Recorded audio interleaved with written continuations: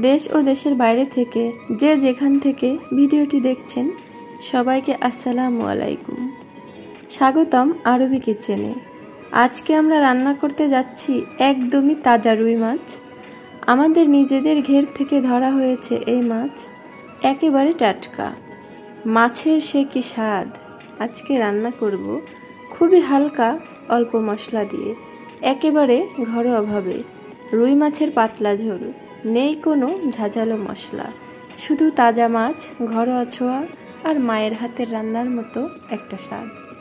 চলুন দেখে নিই কীভাবে সহজভাবে তৈরি হয় এই মাছের রান্না। তো সর্বপ্রথম আমি কড়াইতে দিয়ে নিয়েছি পরিমাণ মতো তেল আর পরিমাণ মতো পেঁয়াজ কুচি। তো এখানে হাফ কাপ পেঁয়াজ কুচি আছে। তো এটা একটু হালকা নেড়ে চেড়ে মিশিয়ে নেব। তো আমি রুই মাছ কিন্তু আগে থেকেই কেটে ধুয়ে হালকা ভেজে নিয়েছি। আর এখন যে মশলাটা দিচ্ছি এটা আমি শিলনোড়া দিয়ে বেটে নিয়েছি। এখানে আছে রসুন, জিরা, শুকনা মরিচ, আর কোনো কিছুই না। তো এই মশলার পরিমাণটাও দেখতে পাচ্ছেন একদমই সামান্য। তো এটা ঝাল অল্প হবে, একদমই কড়া ঝাল না। তো এই মশলাটা এখন একটু তেলের উপর ভেজে নেব।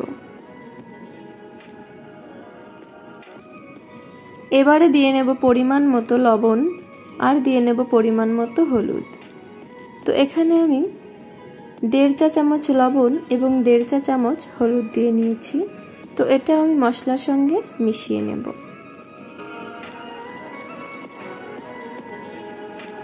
তো মশলাটা একটু নেড়ে চেড়ে একটু কষিয়ে নিতে হবে। তো সামান্য পানি দিয়ে আবারও মশলাটা নেড়ে চেড়ে কষিয়ে নেব। মশলাটা তেল ফুটে আসা পর্যন্ত কষাতে হবে। এই যে দেখুন একদমই তেল ফুটে এসেছে। তো এই অবস্থায় আমি পানি দিয়ে নেব। তো অল্প পানি দিয়ে আমি ঢাকনা দিয়ে বলক আসা পর্যন্ত অপেক্ষা করব এবং ভালোভাবে জাল করে নেব।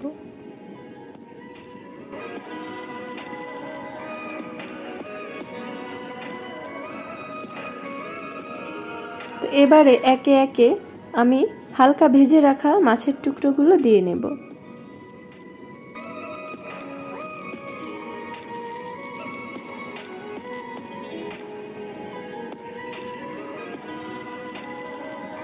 সম্পূর্ণ মাছগুলো দিয়ে আবারও ঢাকনা দিয়ে ঢেকে কিছুক্ষণ জাল করে নেব।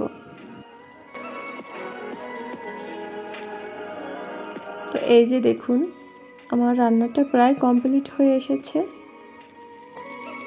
তো এখন এই অবস্থায় আমি চুলা থেকে নামিয়ে নিচ্ছি, তারপর আপনাদের দেখাচ্ছি। দেখুন তো এই যে দেখুন নামানোর পর অবস্থা মাশাআল্লাহ কতটা সুন্দর হয়েছে দেখতে। আর খাওয়ার কথা কি বলবো, যখন না বাসায় আপনি এভাবে রান্না করবেন ততক্ষণ বুঝতে পারবেন না এটা এতটা টেস্টি হয়েছিল। আর এমন টাটকা মাছ রান্না করলে স্বাদ একটু বেশিই হয়, আর যদি হয় এমন পাতলা ঝোল। তো অবশ্যই বাসায় এই রান্নাটি ট্রাই করবেন। আর যদি আজকের ভিডিও ভালো লাগে অবশ্যই আমাকে কমেন্ট করে জানাবেন। আর সবাই অনেক ভালো থাকবেন। ধন্যবাদ।